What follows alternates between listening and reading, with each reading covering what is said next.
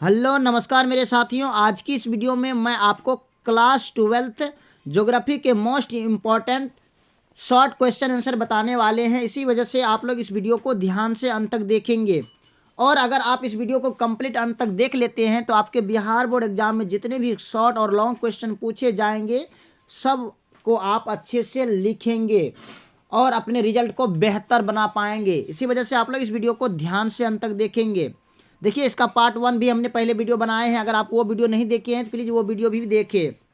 तो देखिए, इसमें प्रथम क्वेश्चन है आपका कि उपभोक्ता वस्तु उद्योग तथा उत्पादन के वस्तु उद्योग में अंतर बताएं। कहते हैं कि उपभोक्ता वस्तु उद्योग और उत्पादन के वस्तु उद्योग में क्या अंतर है, ये बताने के लिए कह रहे हैं। तो इसका आंसर लिखेंगे कि उपभोक्ता वस्तु उद्योग ऐसे सामान का उत्पादन करते हैं जो प्रत्यक्ष रूप से उपभोक्ता द्वारा उपभोग कर लिया जाता है। जैसे कहते हैं, इसमें क्या करते हैं कि उपभोक्ता वस्तु उद्योग में ऐसा सामान बनाया जाता है जो व्यक्ति तुरंत लेता है और उसको उपभोग कर देता है। जैसे ब्रेड, बिस्कुट हो गया, साबुन हो गया, चाय हो गया, ये सब क्या करते हैं, हम खरीदते हैं और तुरंत उसका यूज करते हैं। इसके विपरीत उत्पादन वस्तु उद्योग ऐसे सामान का उत्पादन करते हैं जो अन्य वस्तुओं के उत्पादन के लिए प्रयोग में लाए जाते हैं। जैसे लोहा इस्पात उद्योग, भारी मशीनरी उद्योग, ये सब क्या होते हैं, ये सब आपको आ जाएगा वस्तु उद्योग। नेक्स्ट क्वेश्चन है कि स्वच्छंद उद्योग क्या है। कहते हैं कि स्वच्छंद उद्योग क्या है। तो स्वच्छंद उद्योग उस हल्के उद्योग को कहा जाता है जो अवस्थिति का चुनाव करने में अपेक्षाकृत स्वतंत्र होते हैं और परंपरागत कारकों पर आधारित नहीं होते हैं। ये व्यापक विविधता वाले स्थानों में स्थित होते हैं। ये किसी विशिष्ट कच्चे माल पर निर्भर नहीं करते हैं बल्कि संघटक पुर्जों पर निर्भर रहते हैं जो कहीं से भी प्राप्त किए जा सकते हैं। इसमें उत्पाद कम मात्रा में होता है एवं श्रमिक की भी कम आवश्यकता होती है। सामान्यतः ये उद्योग प्रदूषण नहीं फैलाते, अतः इन्हें आवासीय क्षेत्र के निकट लगाया जा सकता है। ऊर्जा की आवश्यकता सामान्यतः बिजली के रूप में राष्ट्रीय ग्रिड से पूरी होती है। अंतिम उत्पाद छोटा होता है और आसानी से परिवहन के योग्य होता है। इनकी अवस्थिति सड़क मार्गों के निकट होना आवश्यक है। नेक्स्ट क्वेश्चन है कि उपभोक्ता वस्तु उद्योग को उदाहरण सहित परिभाषित करें। इसका आंसर लिखेंगे कि उपभोक्ता वस्तु उद्योग ऐसे सामान का उत्पादन करते हैं जो प्रत्यक्ष रूप से उपभोक्ता द्वारा उपभोग कर लिया जाता है।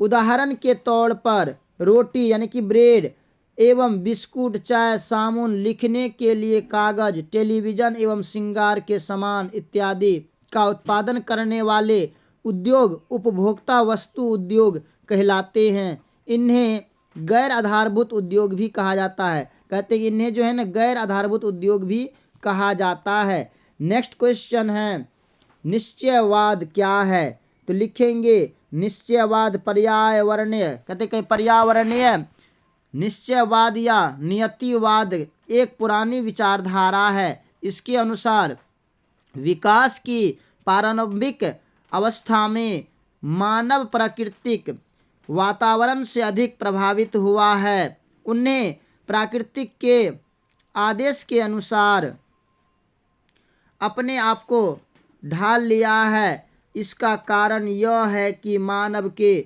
सामाजिक विकास की अवस्था आदिम थी और प्रौद्योगिकी का स्तर अत्यंत निम्न था। उस अवस्था में मानव प्रकृति को सुनता था, उनकी प्रचंडता से भयभीत होता था और उनकी पूजा करता था। इसमें मनुष्य का स्थानीय गौण था। कहते इसमें जो है ना मनुष्य का स्थान क्या था, गौण था। नेक्स्ट क्वेश्चन है कि भारत के किन्हीं 4 प्रमुख सूखा संभावी राज्यों के नाम लिखिए। इसका आंसर लिखेंगे। भारत के 4 प्रमुख सूखा संभावी राज्य है। कौन कौन? प्रथम है आंध्र प्रदेश, दूसरा है कर्नाटक, तीसरा है मध्य प्रदेश और चौथा है गुजरात। नेक्स्ट क्वेश्चन है, लिंग संरचना से आप क्या समझते हैं? इसका आंसर लिखेंगे। किसी जनसंख्या में स्त्रियों और पुरुष की जनसंख्या के बीच के अनुपात को लिंग अनुपात कहा जाता है। यह प्रति 1000 पुरुषों पर स्त्रियों की संख्या के रूप में मापा जाता है। कहते यह जो है ना, प्रति 1000 पुरुष यानी कि 1000 पुरुषों पर स्त्रियों की संख्या है, इसमें मापा जाता है। यानी कि प्रति 1000 पुरुषों पर स्त्रियों की कुल जनसंख्या को हम लिंगानुपात कहते हैं। भारत सहित कुछ देश में यह निम्न सूत्र द्वारा परिकलित किया जाता है। कुछ अन्य देशों में यह प्रति 1000 स्त्री पर पुरुषों की संख्या के रूप में मापा जाता है। अब नेक्स्ट क्वेश्चन है कि कृषि योग्य व्यर्थ भूमि से आप क्या समझते हैं? कहते कृषि योग्य व्यर्थ भूमि से आप क्या समझते हैं? तो इसका आंसर लिखेंगे। वह भूमि जो पिछले 5 वर्षों तक या अधिक समय तक पड़ती या कृषि रहित है, इस संवर्ग में सम्मिलित की जाती है। भूमि उद्धार तकनीक द्वारा इसे सुधार कर कृषि योग्य बनाया जाता है। ऐसे कृषि को हम कृषि योग्य व्यर्थ भूमि से जानते हैं। नेक्स्ट क्वेश्चन है कि जीवन निर्वाहक कृषि की 2 विशेषताओं का उल्लेख कीजिए। तो इसका आंसर लिखेंगे कि जीवन निर्वाहक कृषि में घनी जनसंख्या के कारण उत्पादन केवल स्वयं जीवन निर्वाह के लिए किया जाता है। इसमें उत्पादन निर्वाह स्तर पर ही रहता है और बिक्री के लिए अवशेष बहुत कम रहता है। यह दक्षिणी पूर्वी एशिया के मानसून जलवायु क्षेत्र में प्रचलित है। कहते हैं कि इसमें जो है ना, ये जीवन निर्वाह कृषि जो है ना, ये आपको दक्षिणी पूर्वी एशिया के मानसून जलवायु क्षेत्र में प्रचलित है। नेक्स्ट क्वेश्चन है, कृषि घनत्व क्या है? इसका आंसर लिखेंगे। प्रति वर्ग मील या वर्ग किलोमीटर कृषि क्षेत्र में लगे लोगों की संख्या को कृषि घनत्व कहते हैं। अर्थात कृषि में लगी जनसंख्या और कुल कृषि के अनुपात को कृषि घनत्व कहा जाता है। नेक्स्ट क्वेश्चन है कि विस्तृत वाणिज्य अनाज कृषि की किन्हीं 4 फसलों के नाम लिखिए। इसका आंसर लिखेंगे। विस्तृत वाणिज्य अनाज कृषि के 4 फसल निम्नलिखित है। प्रथम कपास, दूसरा चाय, तीसरा जूट और चौथा कॉफी। नेक्स्ट क्वेश्चन है, स्थानांतरित कृषि का भविष्य अच्छा नहीं है, विवेचना करें। तो इसका आंसर लिखेंगे। स्थानांतरित कृषि आदिम जाति के लोगों द्वारा उष्णकटिबंधीय क्षेत्रों में विशेषकर अफ्रीका, दक्षिणी एवं मध्य अमेरिका में के उष्ण कटिबंधीय भाग एवं दक्षिणी पूर्वी एशिया में की जाती है। वनों को काटना, जलाना और खेत को कुछ समय पश्चात बदलना इसकी विशेषताएं हैं। इससे वन क्षेत्र कम होता जाता है और पुराने ढंग से खेती करने के कारण उपज भी कम होती है। सभ्यता के विकास के साथ साथ अब इसके स्थान पर अस्थायी कृषि की जाने लगी है, जिसके अंतर्गत खाद्यान्न तथा अन्य फसलें पैदा की जाती है। इस प्रकार स्थानांतरणशील कृषि का भविष्य अच्छा नहीं है। नेक्स्ट क्वेश्चन है कि विस्तृत पैमाने पर डेयरी कृषि का विकास यातायात के साधनों एवं प्रशिक्षकों के विकास के बाद ही क्यों संभव हो सका है? इसका आंसर लिखेंगे। डेयरी कृषि के अंतर्गत ताज़ा दूध एवं अन्य डेयरी उत्पाद, मक्खन, पनीर इत्यादि बनाए जाते हैं। इन्हें या तो शीघ्र बाजार तक पहुंचाने के लिए यातायात के तीव्र साधन या देर तक रखने के लिए प्रशीतक की आवश्यकता होती है। विस्तृत पैमाने पर इस उद्योग का विकास तभी संभव है जब यातायात के साधन और प्रशीतक उपलब्ध हो, अतः इनकी उपलब्धता के बाद ही डेयरी उद्योग का बड़े पैमाने पर विकास संभव हो पाया है। नेक्स्ट क्वेश्चन है कि कृषि ऋण प्रदान करने वाले 4 संस्थाओं के नाम लिखिए। कहते हैं कृषि ऋण देने वाले 4 संस्था कौन कौन है, उसका नाम लिखिए। इसका आंसर लिखेंगे कृषि ऋण प्रदान करने वाली मुख्य संस्थाएं हैं क्षेत्रीय ग्रामीण बैंक, सहकारी समितियां, सहकारी भूमि विकास बैंक। नेक्स्ट क्वेश्चन है और चौथा दे देंगे राष्ट्रीय बैंक। और इसके अतिरिक्त लिख देंगे कि इसके अतिरिक्त स्वयं सहायता समूह, पैक्स का गठन, किसान क्रेडिट कार्ड की सुविधा से किसानों को वित्तीय मदद उपलब्ध कराई जाती है। नेक्स्ट क्वेश्चन है कि झूम यानी कि मिल्फा और लादांग क्या है, तो इसका आंसर लिखेंगे ये तीनों स्थानांतरित कृषि के नाम है। स्थानांतरित कृषि को भारत के उत्तर पूर्वी राज्यों में झूम यानी कि मध्य अमेरिका एवं मैक्सिको में मिल्फा तथा मलेशिया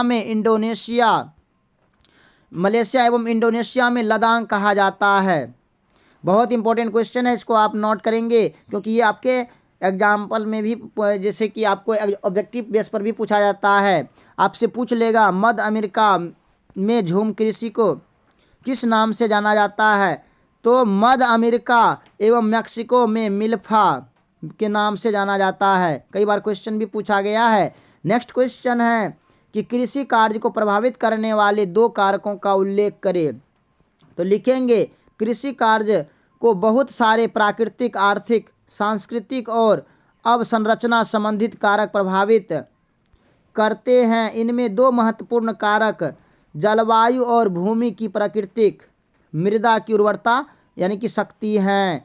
नेक्स्ट क्वेश्चन है कि सहकारी कृषि से आप क्या समझते हैं, तो इसका आंसर लिखेंगे जब किसानों का एक समूह अपने स्वेच्छा से कृषि से अधिक लाभ कमाने के लिए सहकारी संस्था का गठन करता है और मिलजुल करके आपसी सहयोग से खेती करता है, तो इस प्रकार की खेती को सहकारी कृषि कहा जाता है।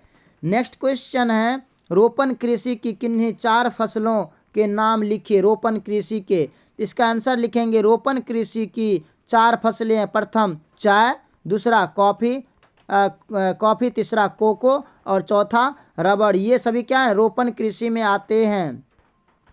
नेक्स्ट क्वेश्चन है कि शुष्क कृषि किसे कहते हैं। शुष्क कृषि किसे कहते हैं, तो शुष्क कृषि पद्धति उन क्षेत्रों में अपनाई जाती है जहां वार्षिक वर्षा 75 सेंटीमीटर से कम होती है।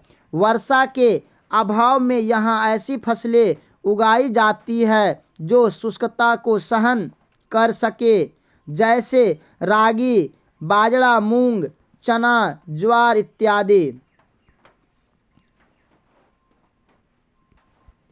इन क्षेत्रों में आर्द्रता संरक्षण तथा वर्षा जल के प्रयोग की अनेक विधियां अपनाई जाती है। नेक्स्ट क्वेश्चन है कि बंजर भूमि तथा कृषि योग्य व्यर्थ भूमि में अंतर स्पष्ट करें।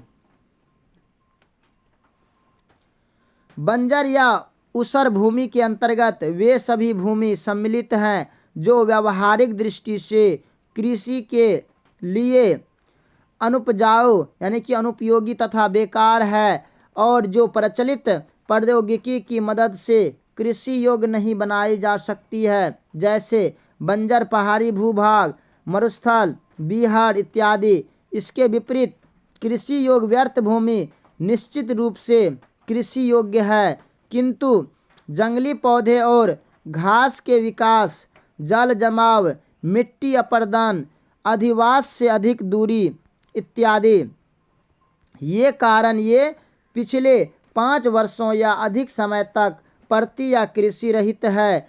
भूमि उद्धार तकनीक द्वारा इसे सुधार कर कृषि योग्य बनाया जा सकता है। नेक्स्ट क्वेश्चन है कि पश्चिम बंगाल में जूट की कृषि का वर्णन कीजिए। इसका आंसर लिखेंगे भारत की छाल वाली रेशेदार फसलें में जूट सर्वप्रथम है, जिससे रस्सी, टाट, बोरा, गलीचा इत्यादि वस्तुएं बनाई जाती है। इसके पौधे 2 से 4 मीटर ऊंचे होते हैं। पौधे को काटने के बाद पानी में सराया जाता है, फिर उससे छाल को अलग कर उसे खूब पीटा जाता है, जिससे उनके रेशे निकल आते हैं। इस रेशा की बिक्री होती है। इस कारण इसे नगदी फसल माना जाता है। जूट उद्योग का यह कच्चा माल है।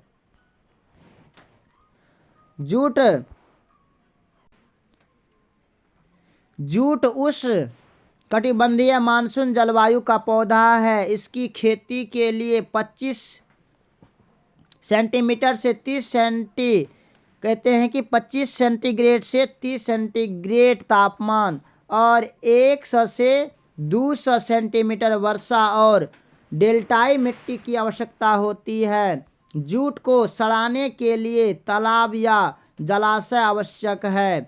पश्चिम बंगाल में जूट के उत्पादन की सारी भौगोलिक आवश्यकताएं पूरी होती है। पश्चिम बंगाल को भारत का जूट क्षेत्र कहा जाता है। भारत का जूट क्षेत्र किसे कहा जाता है? पश्चिम बंगाल को। देश का 2/3 जूट अकेला यही राज्य उत्पन्न करता है। इस राज्य में 4 लाख हेक्टेयर भूमि में जूट का उत्पादन होता है। मुख्य उत्पादन क्षेत्र राज्य के पूर्वी भाग में हुगली नदी के किनारे स्थित है। मुर्शिदाबाद क्या है? दिनाजपुर, कूच बिहार, हुगली, 24 परगना नदियाँ क्या है? जलपाईगुड़ी, मालदा, वर्धमान और हावड़ा जिले जूट उत्पादन के लिए विख्यात है। नेक्स्ट क्वेश्चन है, विशेषीकृत फलोत्पादन एवं सब्जी वाली कृषि शहरों के निकट विकसित होती है, क्यों? इसका आंसर होगा कि शहरों में जनसंख्या की अधिकता के कारण फलों और सब्जियों की मांग अधिक होती है। फल और सब्जी शीघ्र खराब होने वाले कृषि उत्पाद है, अतः दूर से लाने पर इसके खराब होने का भय रहता है। इस कारण इनकी खेती शहरों के निकट ही होती है, लेकिन आजकल यातायात के तीव्र साधनों के विकास के कारण इन्हें दूर से लाने में सुविधा हो गई है। इनकी खेती शहरों से दूर भी होती है, फिर भी ताज़ा फल और सब्जी के लिए शहर निकटवर्ती क्षेत्र पर ही निर्भर रहता है। नेक्स्ट क्वेश्चन है कि शुष्क कृषि तथा आर्द्र कृषि में क्या अंतर है? इसका आंसर लिखेंगे, शुष्क कृषि पद्धति उन क्षेत्रों में अपनाई जाती है जहां वार्षिक वर्षा 75 सेंटीमीटर से कम है। वर्षा के अभाव में यहाँ ऐसी फसलें उगाई जाती है जो शुष्कता को सहन कर सके, जैसे रागी, बाजरा, मूंग, चना, ज्वार इत्यादि। इन क्षेत्रों में आर्द्रता संरक्षण तथा वर्षा जल के प्रयोग की अनेक विधियां अपनाई जाती है। इसके विपरीत आर्द्र कृषि उन क्षेत्रों में होती है जहां वर्षा ऋतु में जल पौधे की ज़रूरत से अधिक होता है। इन क्षेत्रों में वे फसलें उगाई जाती हैं जिन्हें पानी की अधिक मात्रा में आवश्यकता होती है, जैसे चावल, जूट, गन्ना इत्यादि। नेक्स्ट क्वेश्चन है, भारतीय कृषि की 3 विशेषताओं को लिखिए। इसका आंसर लिखेंगे, भारतीय कृषि की 3 विशेषताएं हैं। प्रथम क्या है? भारत में गहन निर्वाह कृषि। दूसरा होती है भारत में गहन निर्वाह कृषि होती है। दूसरा पॉइंट लिखेंगे, भारत में वर्ष में 3 मौसमी फसलें उगाई जाती है, खरीफ, रबी और जायद। तीसरा पॉइंट लिखेंगे, भारतीय कृषि मुख्यतः वर्षा पर आधारित होता है। देखिए, इसको आप ऐसे इस पॉइंट में लिखेंगे ऊपर नीचे करके। नेक्स्ट क्वेश्चन है, गन्ना की खेती के लिए आदर्श परिस्थितियां क्या होनी चाहिए? इसका आंसर लिखेंगे, गन्ना एक उष्ण कटिबंधीय फसल है। इनकी खेती के लिए आदर्श परिस्थितियां हैं। तो प्रथम लिखेंगे दीर्घकालीन ग्रीष्म ऋतु, जिसमें तापमान 21 सेंटीग्रेड से 70 सेंटीग्रेड वर्षा या सिंचाई का प्रबंध। दूसरा लिखेंगे कम से कम 150 सेंटीमीटर वार्षिक। तीसरा लिखेंगे वर्षा। तीसरा लिखेंगे पर्याप्त धूप और पोले से रक्षा। चौथा लिखेंगे उपजाऊ दोमट या हल्की चिकनी मिट्टी। और पांचवा लिखेंगे पर्याप्त सस्ते मजदूर। अब नेक्स्ट क्वेश्चन है, कृषि सेक्टर में भारतीय श्रमिकों का सर्वाधिक अंश संलग्न है, स्पष्ट करें। इसका आंसर लिखेंगे भारत एक कृषि प्रधान देश है। कृषि भारत की अर्थव्यवस्था का आधार है। यही कारण है कि भारत की कामगार जनसंख्या का एक बहुत बड़ा हिस्सा कृषि में संलग्न है। कुल श्रमजीवी जनसंख्या का लगभग 58.2% कृषक और कृषि मजदूर है, जबकि केवल 4.2% श्रमिक घरेलू उद्योगों में लगे हैं और 37.6% अन्य श्रमिक हैं जो गैर घरेलू उद्योगों, व्यापार, वाणिज्य, विनिर्माण तथा अन्य सेवाओं में कार्यरत हैं। नेक्स्ट क्वेश्चन है कि उत्तरी भारत में सिंचाई के मुख्य साधन क्या है। उत्तरी भारत में सिंचाई के मुख्य साधन क्या है। इसका आंसर लिखेंगे उत्तरी भारत में सिंचाई के मुख्य साधन नहर, कुआं और नलकूप है। इनमें नहर द्वारा सिंचाई का विशेष महत्व है। समतल और मुलायम चट्टानों की उपस्थिति, विस्तृत कृषि उपजाऊ भूमि, कम गहराई में नदी से या अन्य जल स्रोत से जल की पर्याप्त पूर्ति के कारण उत्तर प्रदेश, पंजाब, हरियाणा, बिहार इत्यादि राज्यों में इन साधनों से सिंचाई होती है। नेक्स्ट क्वेश्चन है कि भारतीय कृषि की प्रमुख समस्याओं का उल्लेख करें। इसका आंसर लिखेंगे भारतीय कृषि अनेक प्राकृतिक, आर्थिक, सामाजिक और अवसंरचना संबंधी समस्याओं से ग्रसित है। प्राकृतिक समस्याओं में प्राकृतिक आपदा जैसे बाढ़, सूखा हो गया, जल जमाव तथा बंजर भूमि, मिट्टी अपरदन, मिट्टी का अत्यधिक उपयोग आदि मुख्य है। आर्थिक समस्याओं के अंतर्गत किसानों की निर्धनता, अधिक उत्पादन लागत तथा कम उत्पाद मूल्य उल्लेखनीय हैं।